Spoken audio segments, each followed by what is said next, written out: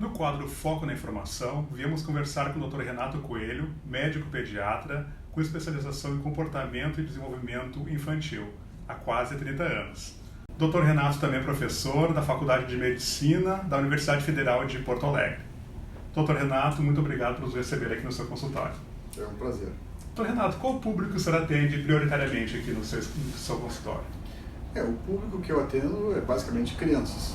Né? Sim. Mas na área de desenvolvimento infantil, alguns transtornos do desenvolvimento eu acabo atendendo também jovens, adolescentes e adultos jovens que têm transtornos do desenvolvimento que começaram na infância e que chegam até essa fase adolescentes mais tardios, ainda com as dificuldades do transtorno do desenvolvimento. Então, o público que me procura, durante muito tempo eu fui pediatra geral, né? E nesses últimos 20 e poucos anos, assim, quase 30, eu tenho trabalhado bastante com essa área do desenvolvimento e comportamento infantil. Então, a partir daí, cada vez mais eu comecei a me especializar de forma mais frequente, mais intensa nesses transtornos. Então, acabei realmente fazendo com que o público que eu mais atenda hoje são crianças com atraso no desenvolvimento. E o que levou o senhor a se direcionar para essa área? É um gosto. Assim que eu terminei a minha especialização na área de pediatria, eu comecei a ver que esse público me atraía, eu gostava de trabalhar com essas crianças, com essas dificuldades. Então, essa parte do comportamento, a parte emocional, o desenvolvimento de uma criança desde a vida intrauterina até chegar à fase adulta, é uma coisa que sempre me encantou, esse mistério, entender esse mecanismo do desenvolvimento. Então, a partir daí eu comecei a procurar exatamente uma especialização, um foco nessa área. Né? Sim, o senhor fez uma especialização, inclusive, no exterior, nos Estados Unidos, nessa área. Em 1995, então lá se vão 20 e poucos anos, quase 27, 28 anos, que eu fui para os Estados Unidos, na Universidade Yale, onde eu fiquei um período de tempo fazendo um fellow, que num centro de estudo de criança lá, que é o Child Study Center, onde eu fiquei numa área da pediatria do desenvolvimento e numa clínica de autismo. Há um tempo que quase nem se falava tanto em autismo. Exatamente. Inclusive, em 1997, 2 anos depois, o meu professor lá dos Estados Unidos, que era o chefe do serviço lá, me visitou aqui. Exatamente para ver o público de crianças que eu atendia com esses tipos de transtorno. Doutor Renato, uma das preocupações das famílias quando percebem que a criança tem um atraso no desenvolvimento, algum distúrbio de comportamento, é essa questão do diagnóstico, que não é uma coisa instantânea. Esse momento inicial, assim, desde a primeira observação de algum comportamento, algum atraso, até ter o diagnóstico, como é que o senhor trata isso com as famílias em si? Esse é um cuidado que a gente tem que ter, porque o diagnóstico de uma criança com um transtorno do desenvolvimento, raramente tu consegue fazer num atendimento, numa consulta. Porque é um diagnóstico que tem que ser feito na observação da criança. Eu tenho que observar ela. Às vezes a criança vem na consulta, ela já estranha o ambiente. Ela não está no seu habitat normal. Então ela fica com muitos medos, com angústias, e que atrapalham ela de mostrar para mim o que ela consegue e o que ela não consegue. Prejudica a observação. Então eu preciso conhecer a história da criança, eu preciso ver a criança 1 vez, 2 vezes, 3 vezes, até que eu consigo construir esse diagnóstico.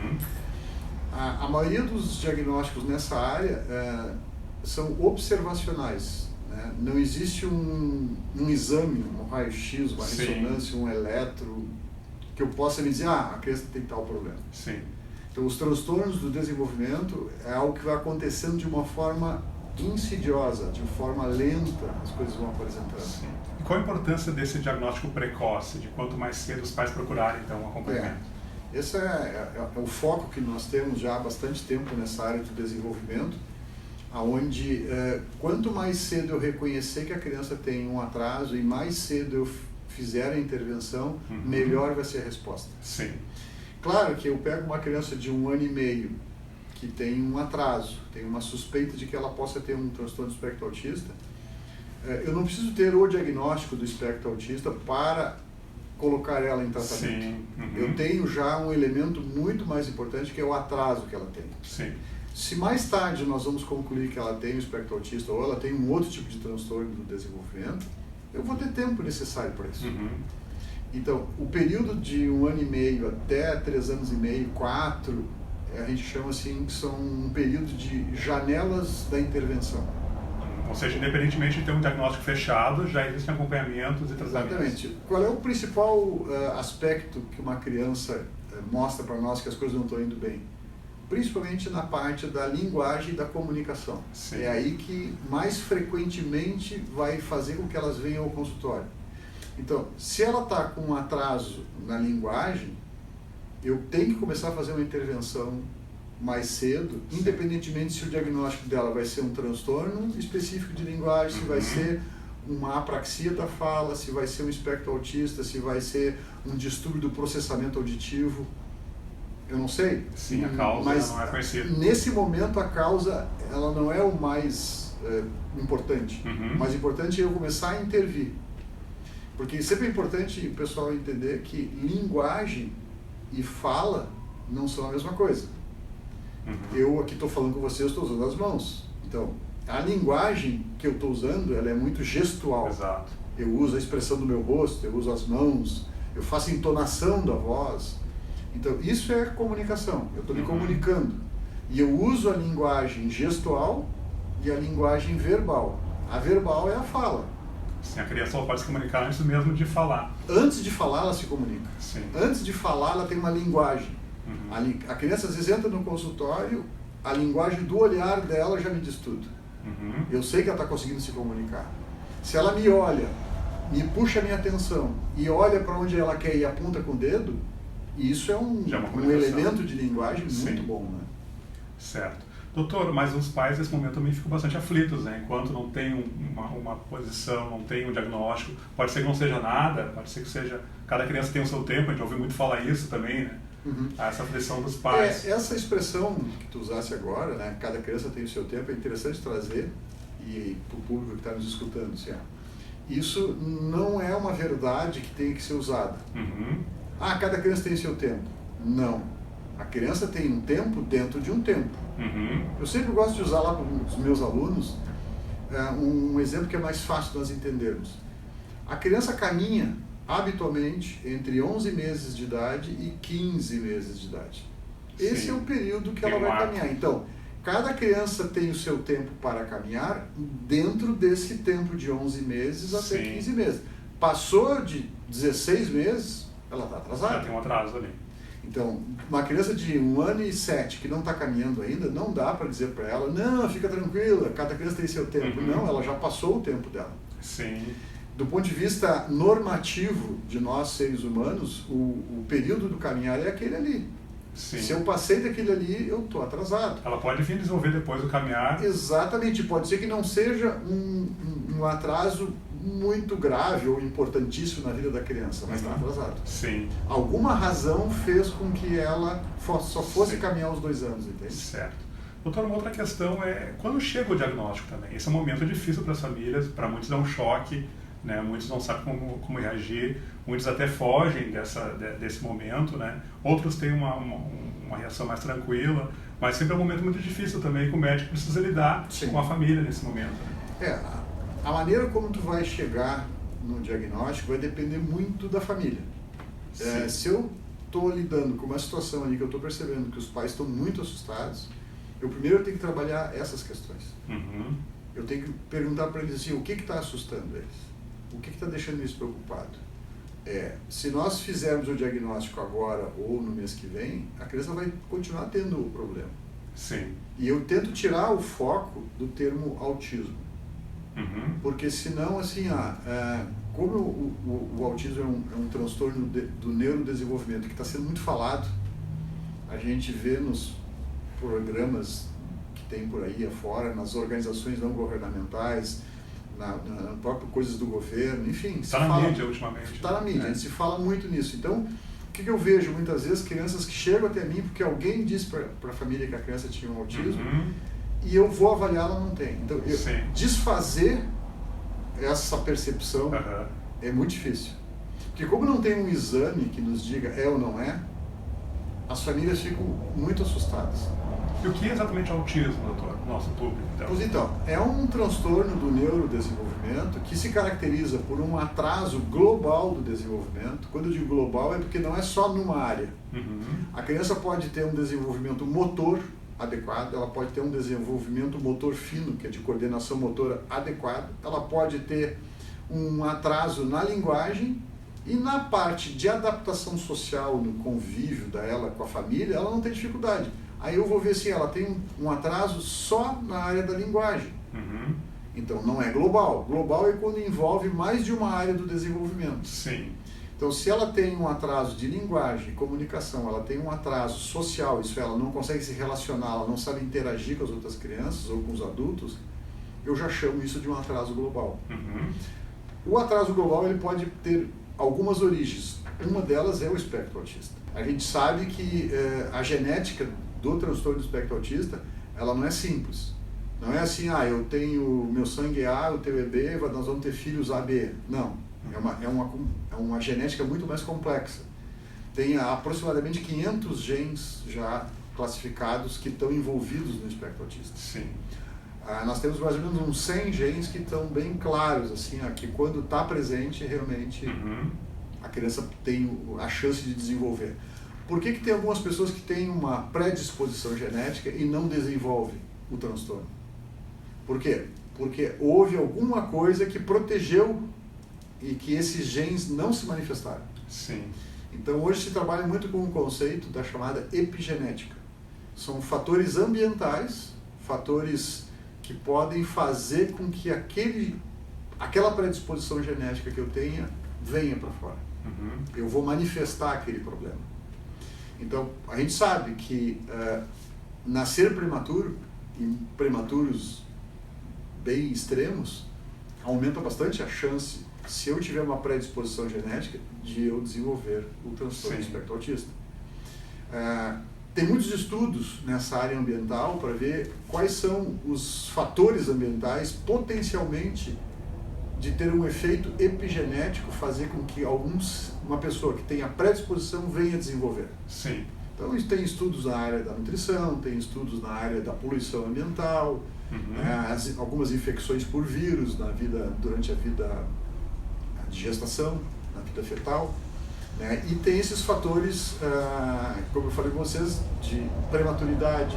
Sim. Além de nascer prematuro, ter tido alguma lesão cerebral por causa da prematuridade. Mas o autismo ele tem se falado mais ultimamente porque tem acontecido mais ultimamente, nascimento de crianças autistas, Sim. ou porque não se falava porque não se tinha conhecimento antes e não era diagnosticado? Só para vocês terem uma ideia, lá em 1995 nós tínhamos um caso a cada 2.000. Hoje nós temos um caso a cada 59.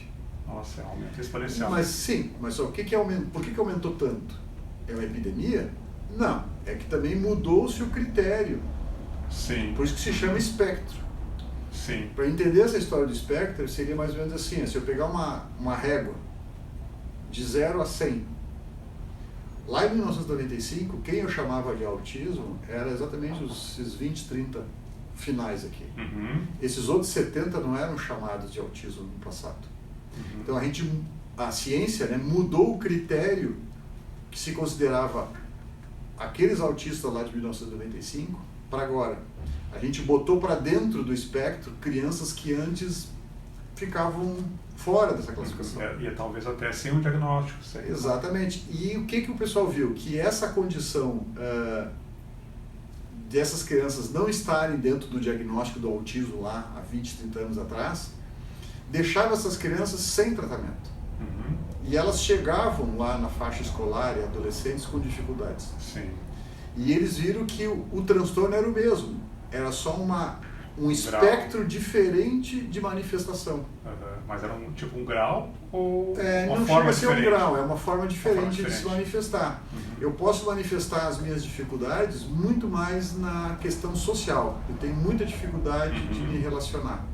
Eu sou uma pessoa fechada, introvertida, fico quieto, tenho muita dificuldade de interagir com as pessoas, de entender o que as outras pessoas estão pensando. Sim.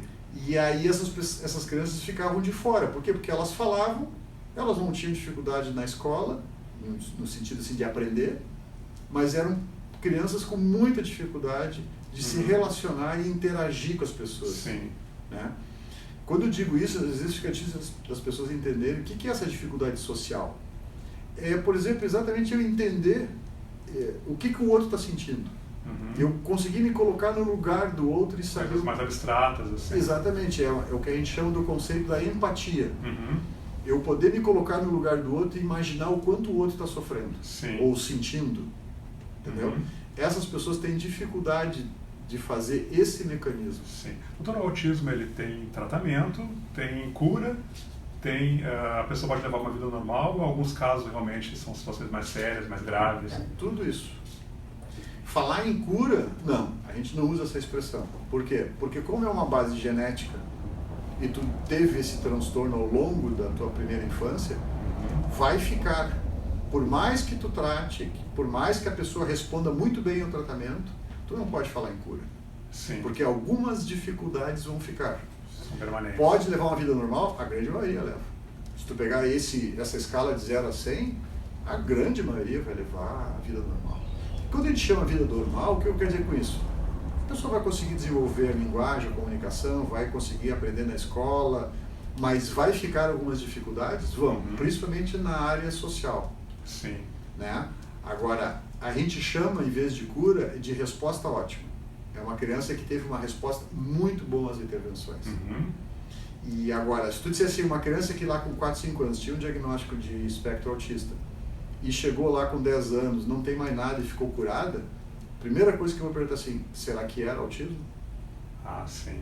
Então, eu sempre digo, o diagnóstico precoce é muito bom, mas não pode ser um diagnóstico precipitado. Então, são dois conceitos diferentes. Tu te precipitar no diagnóstico e falar que é, e depois curou, não, um pouquinho, não era então.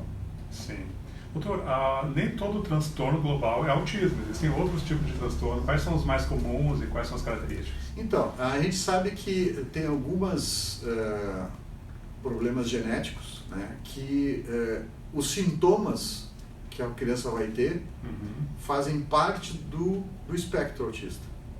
Então a gente sabe que tem alguns transtornos genéticos, a síndrome de Rett, a esclerose tuberosa, o X frágil, algumas deficiências intelectuais, né, vão ter muitos sintomas autistas. Se tu pegar assim, todas as crianças com espectro autista, uma boa parte delas vai ter algum grau de deficiência intelectual. Sim. Mas tem muitas crianças que têm uma deficiência intelectual de base genética que têm muitos sintomas autistas. Então, as pessoas se confundem muito. Sim.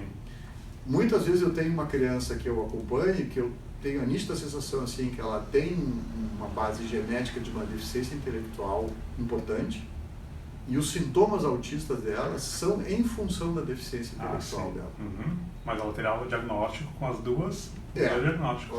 É uma discussão que lá na faculdade a gente tem com frequência entre os colegas que trabalham nessa área, os neurologistas, os outros pediatras do desenvolvimento, que a gente fica em dúvida se aquilo ali é uma deficiência intelectual com sintomas autistas ou é um autismo que tem uma deficiência intelectual importante. O senhor citou a síndrome do X frágil, que é uma condição genética pouco conhecida do público em geral, mas é bastante comum até. Gostaria que o senhor falasse um pouco mais sobre a síndrome do X frágil. O X frágil é um transtorno genético que tem uma mutação, que tem um gene lá. Uma causa genética, então. Causa genética, é um gene que sofreu uma mutação. E essa mutação, ele produz uma repetição genética lá, que quando muito frequente, ela vai trazer exatamente os transtornos no desenvolvimento do cérebro. Sim. Então, ela é chamada de X frágil porque ela está localizada exatamente no cromossoma X. Todos nós seres humanos temos 46 cromossomos. 2 deles são chamados cromossomos sexuais, que determinam o gênero feminino e masculino. Então, nós que somos gênero masculino, nós temos um cromossoma X e um cromossoma Y. Sim. O sexo feminino, o gênero feminino, vão ter 2 cromossomas X. E essa mutação está no cromossoma X. Por isso afeta mais os meninos. Exatamente, porque como nós que somos do gênero masculino, nós temos o X e o Y, se esse X vem com a mutação, o problema genético vai aparecer. Certo. E o síndrome X frágil ela vai afetar as futuras gerações, no caso do autismo, não necessariamente. Exatamente, porque tu pode ter uma criança que tem um espectro autista e ela chegou na fase adulta, ela casou, ela teve filhos, ela vai passar para a geração dos filhos essa Sim. base genética. Agora, de novo, a base é genética, mas não necessariamente tu vai expressar aquilo. Manifestar. Exatamente. Já no X frágil. Já no X frágil isso vai acontecer, né? Normalmente, tu vai ter uma criança que dentro do seu desenvolvimento, ela vai ter grandes dificuldades na parte cognitiva, e aí tu vai suspeitar e vai fazer a investigação. Às vezes a gente consegue fazer a investigação mais precoce se o fenótipo dela, isso é, as características corporais Sim. dela mostrarem uma pista para que eu possa pensar, não, ela existe a possibilidade de ela ter o X frágil. Existem características físicas. Sim, normalmente a criança que tem o X frágil, ela tem um rosto alongado, uma testa maior, as orelhas mais proeminentes, né? Ela tem uma flexibilidade muito grande nas articulações. Sim.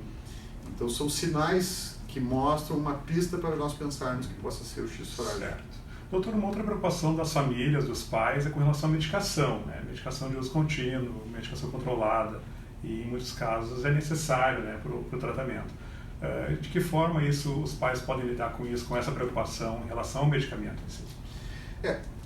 Vira e mexe na nossa parte clínica, a gente se defronta com uma necessidade de ter que usar uma medicação. Se eu pegar assim todas as crianças com transtorno do neurodesenvolvimento, a grande maioria não usa medicação. A grande maioria eu vou conseguir trabalhar com terapias, com uma terapia ocupacional, com uma fonoaudiologia, com a área da psicologia, eu vou conseguir sem ser necessário usar sem medicamentos. ser necessário usar a medicação. A gente vai usar a medicação, por exemplo, vamos pegar o espectro autista. Em que situações? Quando nós temos sintomas que eu não consigo manejar eles de forma em terapia. Tipo eu tenho sintomas que estão trazendo prejuízos para a criança na sua vida diária. Por exemplo, ela está com dificuldade de dormir, ela não adormece, ela adormece mal, ela se agita, ela acorda várias vezes durante a noite e essa falta de sono começa a dar uma série de sintomas exatamente pela insônia crônica. Acaba sendo um círculo depois vicioso. A criança que tem uma agitação psicomotora, ela é muito agitada, não é hiperativa, ela é agitada, ela tem uma dificuldade de interagir porque o cérebro dela está funcionando de uma velocidade muito rápida. Sim. Ela tem desorganização muito grande a ponto de ela se autoagredir. Então, chega em determinados sintomas, a medicação realmente faz diferença. É necessário, mas medicação também pode causar dependência e efeitos colaterais, que é a preocupação das famílias. Essa questão da dependência é interessante porque é uma coisa cultural que se tem, de que os remédios que se usam na parte neurológica e na parte psiquiátrica causam dependência. Hoje em dia é desse tamanhozinho. É mínimo. Mínimo. Alguns remédios de 20, 30, 40 anos atrás realmente tinham mais risco de causar dependência química, né? Esses que a gente usa atualmente são muito baixos. Então, assim, essa dependência, ela é muito mais do sintoma do que do remédio. Sim. Claro, toda medicação tem efeitos positivos, que é o que a gente quer do remédio, e tem os efeitos negativos, os chamados efeitos colaterais. Então, a gente tem que botar na balança risco e benefício. Então, existe o benefício da medicação? Existe. Melhorou? Melhorou. Então tá. Ah, mas eu não gostaria de usar remédio. Eu sei, mas tem um outro recurso? Tem uma outra alternativa? Muitos pais procuram terapias alternativas para exatamente fugir da medicação. Então, as terapias alternativas, infelizmente, eu não tenho como dar um parecer, porque eu trabalho com a ciência, eu trabalho com fatos de evidências baseadas na ciência. Pesquisas. Então, eu não posso propor para uma família uma terapia de algo que não tem evidência científica. Porque se der algum problema, alguma coisa, como é que eu vou me sustentar? Eu não sou cientista, eu uso o que os cientistas fazem para aplicar na clínica, para beneficiar o paciente, para beneficiar a família. Mas eu não posso indicar para a família uma terapia que é baseada porque alguém inventou uma teoria. Vou te dar um exemplo. De vez em quando aparecem situações assim, da terapia com ozônio.